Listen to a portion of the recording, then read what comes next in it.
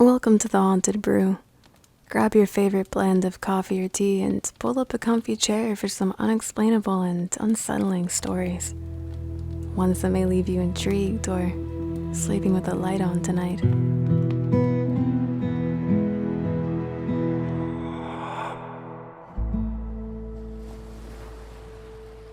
It was winter of 2007. My husband Jack was to report for a 2-month work detail in the small town of Brunswick, Georgia. Not wanting to remain behind in our Arizona home for such an extended period, I decided to accompany him. We were newlyweds, and the thought of spending night after night with no one but our rescue pup Jago, a feisty shepherd mix who was only about a year and a half old, just didn't appeal to me. So we packed stacks of clothes into large plastic bins, stocked a cooler with food, loaded all of it and Jago into our small SUV, and headed east on the interstate.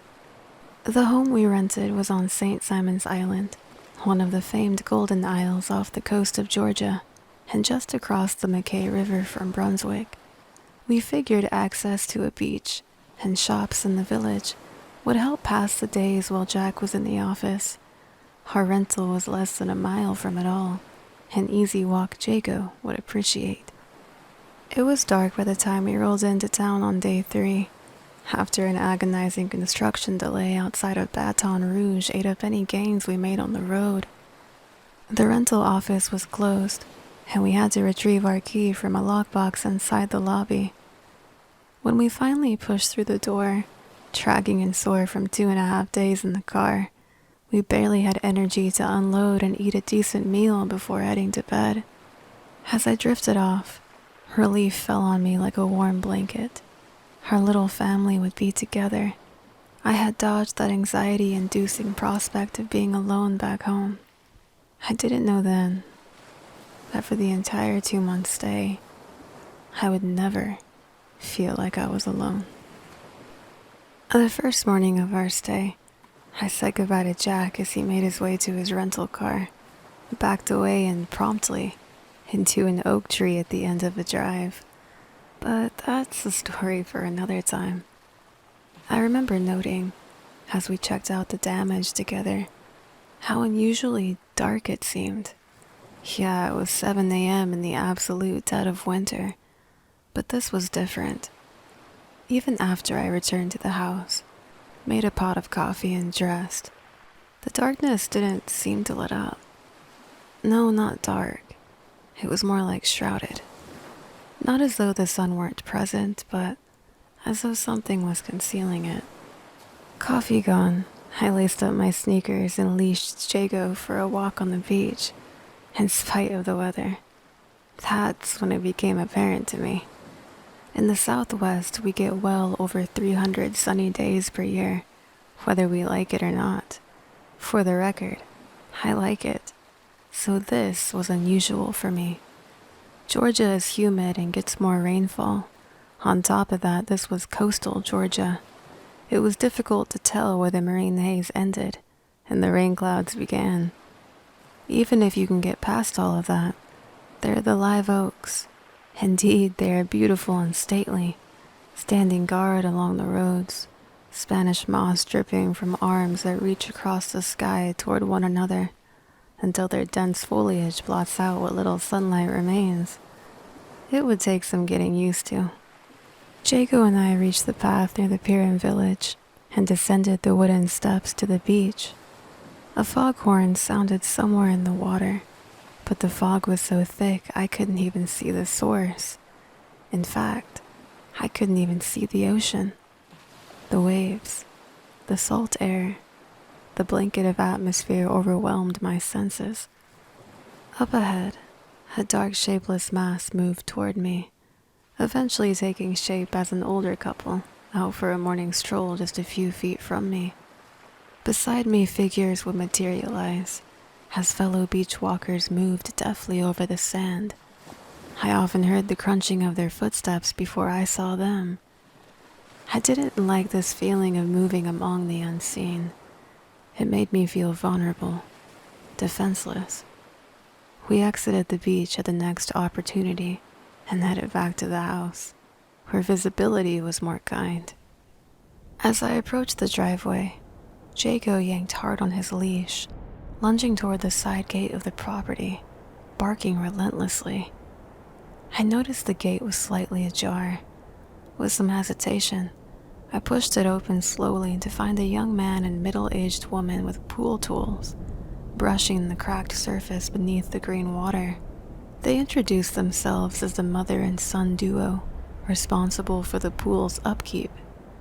I surveyed the condition of the pool and thought of politely suggesting they reconsider their career choice. Instead, I offered them coffee, and when they declined, I smiled and told them to have a nice day. I dragged Jago's reluctant frame behind me as he spat out a few parting warnings, then followed me inside. I mention this encounter because it'll have some significance as my story unfolds. The mother and son won't play a role, but the pool and the sharp senses and protective nature of Jago will. When we were home, he saw all from his glass-paned watchtower overlooking the backyard. The pest control guy waved sheepishly through the back windows as he treated the perimeter to the orchestra of deep-throated, growly barks. The mother and son made a second appearance a few weeks later, and Jago greeted them in the same way. On and on it went. Anytime someone stepped foot on the premises, Jago was in hyperdrive, making sure the intruder knew exactly how he felt about their presence. I liked the sense of security he provided. I don't typically get spooked during the day, but I was in a new place, and winter was dark on the island. It wasn't until the day that the water pressure in the house changed that I had to wonder if Jago was asleep on the job. I had spent the better part of the morning reading and drinking coffee. Jago was becoming impatient, as my sneakers hadn't even made an appearance yet. "I know, buddy. Let's go for a walk," I reassured him. I took my coffee cup to the kitchen to rinse it out. When I turned the faucet on, there was almost no water pressure.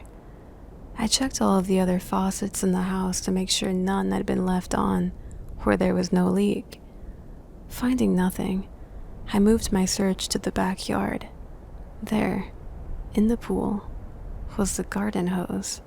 We had been home all morning, television off, book in hand, and the water pressure had been fine earlier.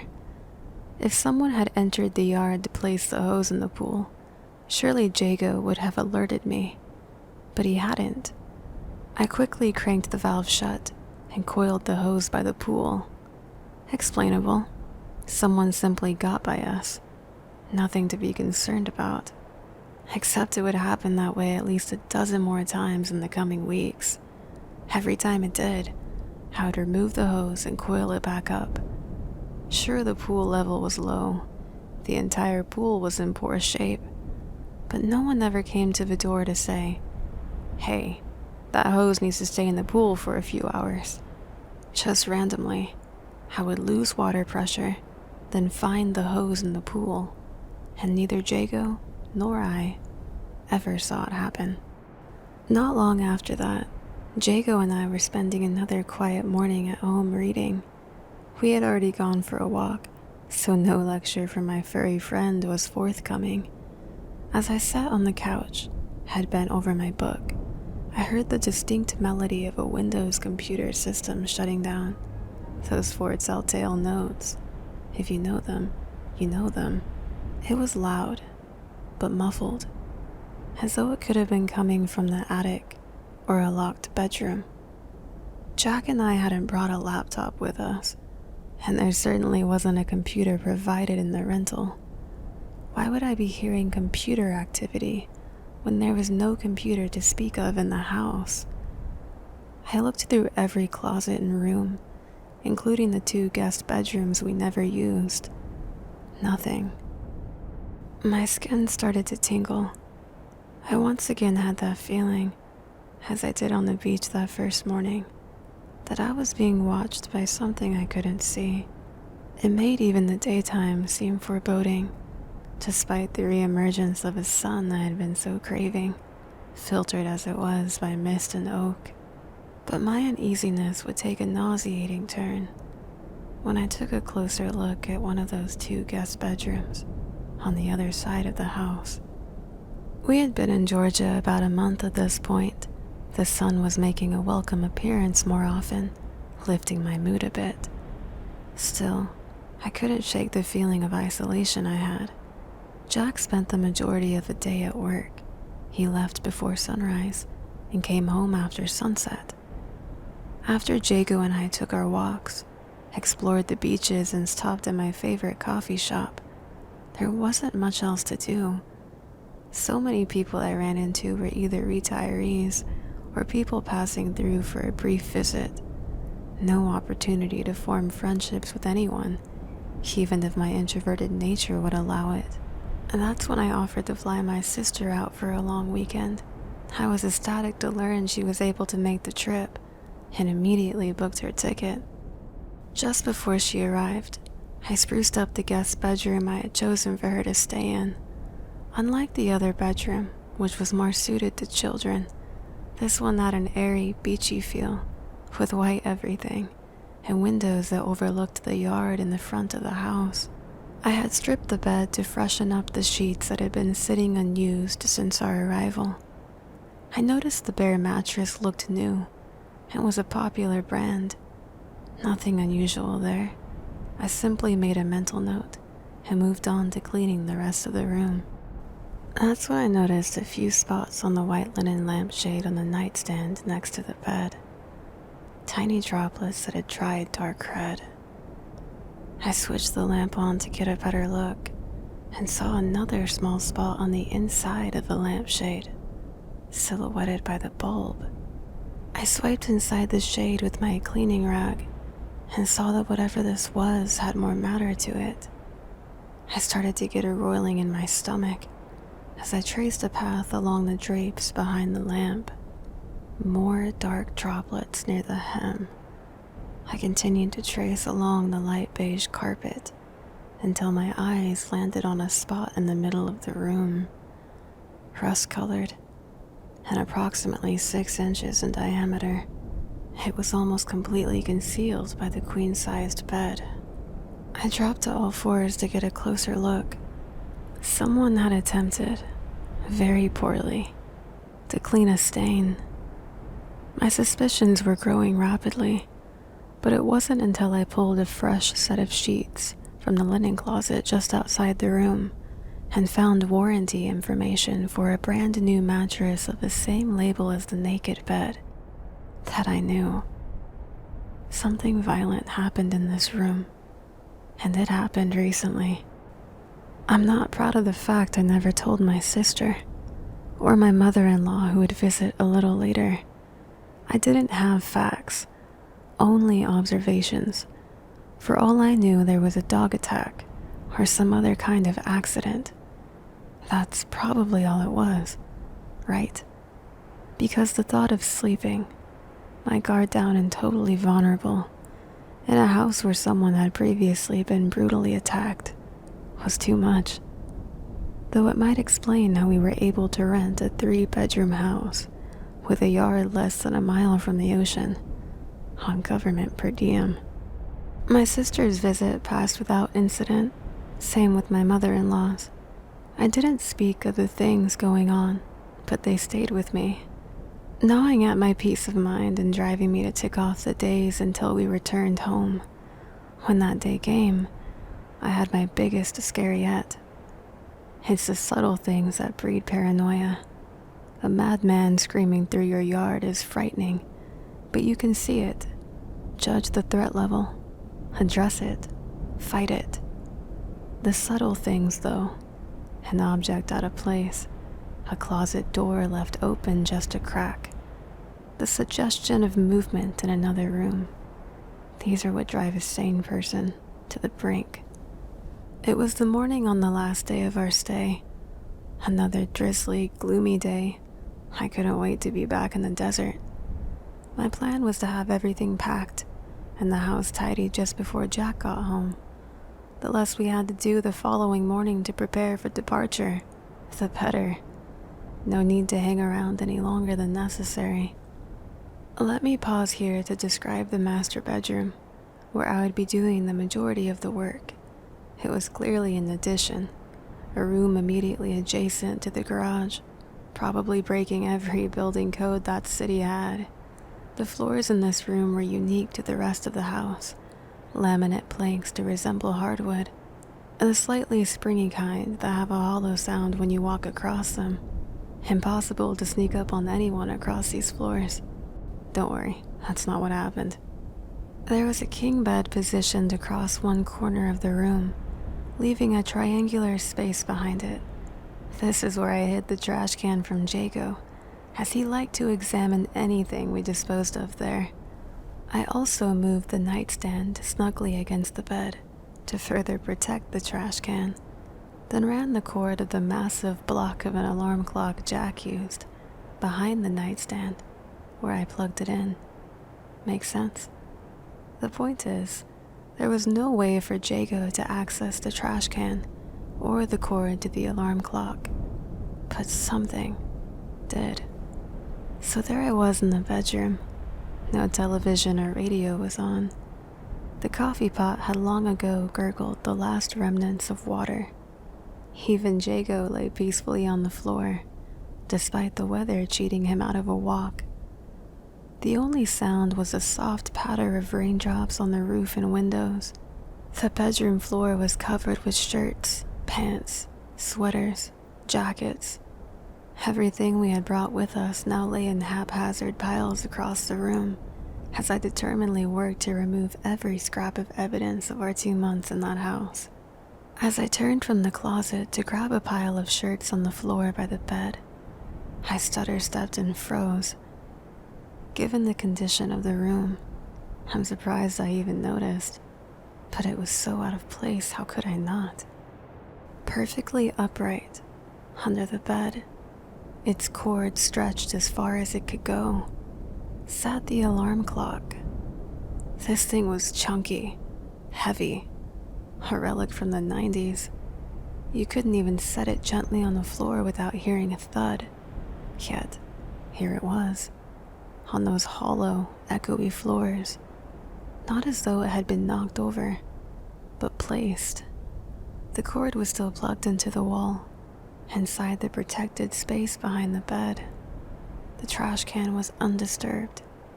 For this to have been possible, the clock would have had to have been lifted over the headboard, set on the floor, then stretched the length of the cord under the bed. Jago couldn't have done that. I know I didn't. And I was fairly certain it was still on the nightstand this morning, where it had been for the entire preceding 2 months. But maybe. I quickly grabbed my phone and called Jack. Hey, did you by chance put the alarm clock on the floor under the bed when you got up this morning? The words sounded ridiculous leaving my mouth. Of course he said he hadn't. Okay, we're leaving tonight. As soon as you go home, don't worry about the details, just be ready to drive. I disconnected. I worked until the thick oak swallowed the last of a day's sun. True to my word, when Jack returned from work, the house was completely clean, our belongings packed, our vehicle fueled. The only thing left to do was throw out a single bag of trash, and we could finally leave. And we did. It's been years since our stay in that odd Georgia home, and despite my searches, I never did learn what happened in that back bedroom. Never did learn who kept putting the hose in the pool and how they got by Jago. My mother-in-law joked that the lady of the house was having an affair with the pool boy, until one day her husband discovered them in the beachy room and shot her lover, whose penance is to care for the pool for all eternity. Spot on if you believe in that kind of thing. I suppose everything that happened there can be explained. I just never could. For months after our return, I had dreams of that house. Mildly disturbing dreams of being called back to the scene to find something. Buried secrets, perhaps. I'd be intrigued to discover the truth, but if returning is a requirement to do so, those secrets can stay buried.